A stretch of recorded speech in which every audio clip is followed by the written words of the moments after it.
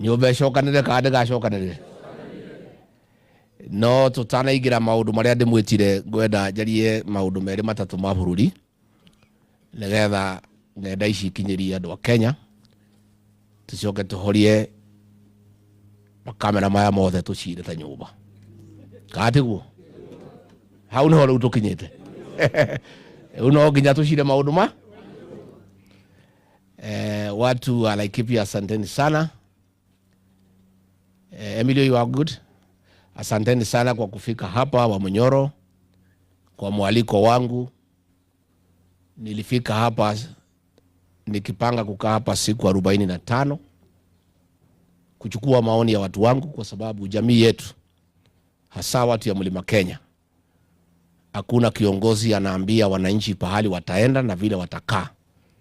Wananchi ndio wenye kuamua pahali wanataka kwenda na wanaeleza viongozi wao, alafu viongozi wanawapeleka pahali wanataka kwenda. Kwa hivyo tukitafuta serikali mwaka ujao, tukitafuta one single presidential candidate, nikaona nikuje nyumbani niongee na watu wangu wanipatie mwelekeo wa kisiasa na vile tutajipanga hapo mbele.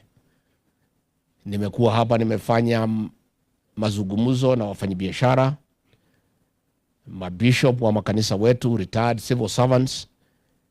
Ninaendelea. Wazee wa kiama watakuwa hapa wiki ijayo. Wazee wa Kikuyu Council of Elders watakuwa hapa.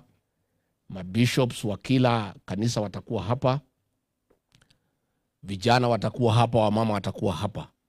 Ndio nikimaliza hiyo mashauriano siku 45 nikuwe nimepata mandate ya kuongoza watu wangu vile wanataka tukae. Mimi kazi yangu ni kusikiza maoni. Kwa hivyo leo tutakuwa na nafasi, watu wangu wa Laikipia, muniambie mnataka tuende namna gani, si ndio? Na ni wapi mnaona tunaweza kaa vizuri. Mnajua tulipata hasara kubwa sana. Tuliamini huyu mtu anaitwa Ruto alikuja na Biblia akasema ameokoka, akatudanganya. Kumbe alikuwa ni fisi amevaa ngozi ya nini. Sasa tukapata shida kabisa. Sasa lazima tukue waangalifu kuendelea mbele, na lazima tujadiliane, tukubaliane vile tutakaa, kwa sababu huyu William Ruto tulimchagua yeye, anajigamba anaita sisi wa kabila.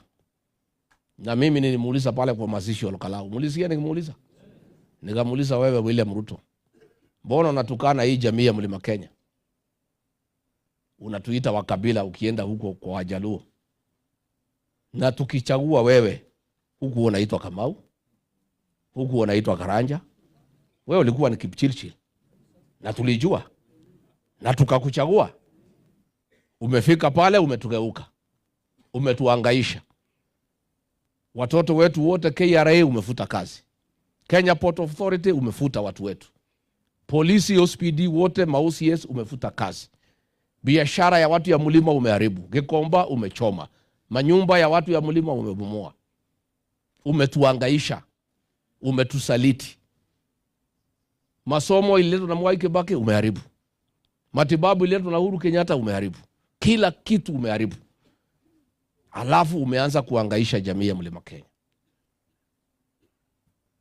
Na ndio mimi nikasema sasa lazima niite nyumba yangu tuongee, kwa sababu iko shida, iko hatari mbele. Wiki iliyopita, sio wiki hii maandamano ilikuwa ya Gen Z. Huyu Ruto na Murkomen walikuwa wamepangia sisi mabaya sana watu ya Mlima Kenya. Na mimi nataka nishukuru watu ya Mlima Kenya. Niliposema iko hatari msiende kwa barabara, mkanisikiza. Nataka niseme asante. Nilipoambia wafanyikazi wasifungue biashara zao, imepangiwa vile zitaharibiwa, wakafuga maduka, nataka niseme asante. Nilipoambia wafanyabiashara waandike vijana walinde mali yao, wakaandika vijana wakalinda mali yao, nataka niseme asante.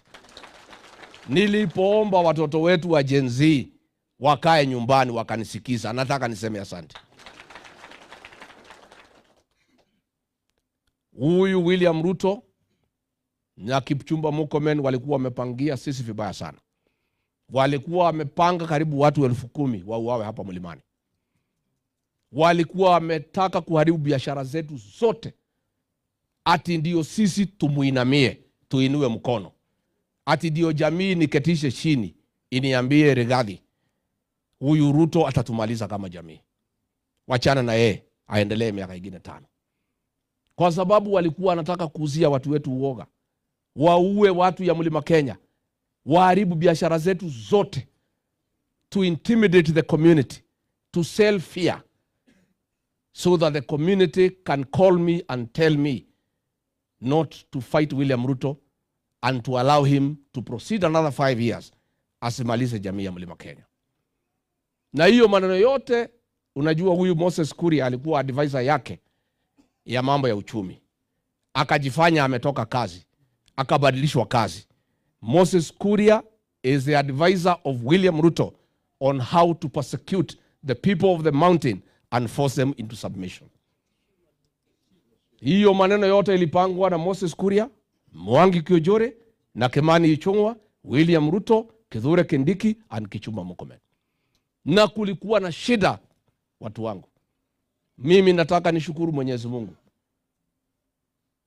aliniongoza vizuri nitoe mwelekeo kwa jamii. Nataka nipongeze maofisa ya polisi ambayo waliniambia siri ya ile maneno tumepangiwa. Nataka nishukuru civil servants, waliniambia ile pesa ilitolewa milioni 200 ya kulipa wahuni ya kuja kuangaisha jamii ya Mlima Kenya. Na mimi nataka nitoe shukurani kwa watu ya Mlima Kenya ya kwamba wamekubali mimi nikiwaongoza, nikitoa mwelekeo watanifuata. Nataka niseme asante. Watu wengine walijaribu kuniingilia, Rigathi, kwa nini hapa naenda kwa barabara, wewe ni muoga? Mimi si muoga, kila mtu najua. Lakini mimi ni kiongozi, anajali watu yake. Siwezi peleka watu yangu kwa kifo. Mimi nitakuwa ni mjinga. Siwezi kubali mali ya watu yangu iharibiwe. Mimi nitakuwa ni mjinga. Tena sisi tuko na nafasi ya kutoa huyu mtu mwaka ujao kupitia kura. Sasa tukikufa tutamtoa namna gani? Tukikufa tutamtoa namna gani? Biashara zetu zikiharibiwa tutakula nini tukigoja kumtoa? Kwa hivyo mimi kama kiongozi, Mwenyezi Mungu alinielekeza vizuri. Akaniambia, Rigathi, jamii ya Mlima imekubali kuwa kiongozi. Usiipeleke kwa mauaji. Usiipeleke kwa vita. Usikubali jamii yako ihangaishwe, biashara yao imalizike. Mwenyezi Mungu akanielekeza ya kwamba kujikinga sio uoga. Lazima, a good soldier must live to fight another day. Na kwa hivyo watu ya Mlima Kenya, msione kama sisi ni waoga. Hakuna haja tungepeleka watoto kwa barabara wakauawe. Hakuna haja tungekubali tufungue maduka iporwe na mali yetu iishe. Katiba ya Kenya imetoa nafasi ya kumuondoa William Ruto mwaka ujao. Mimi nataka kuanzia tukiendelea mbele, tujipange vile tutamuondoa katika uongozi wa Kenya. Na sisi tutamuondoa na njia ya amani kupitia kura zetu. Na kura zetu ni mingi. Sisi watu ya Mlima ndio tulimweka William Ruto akakuwa rais. Sisi ndio tutamuondoa, tukisaidiana na Wakenya wengine. Si ndio? Sasa ameweka magari zote. Ako pale NTSA ameleta kampuni yake na mtoto wake, ambaye ndiye atakuwa naokota pesa. Amesema ati magari yote ya mwaka 4 atipelekwe inspection, kila mtu alipe 20,000. Hiyo ni zaidi ya shilingi bilioni 10 ambaye William Ruto anataka ya kufanya siasa. Mimi nataka niambie watu wetu wote Kenya nzima, mtu yeyote asikubali kupeleka gari yake inspection na kutoa pesa kwa William Ruto.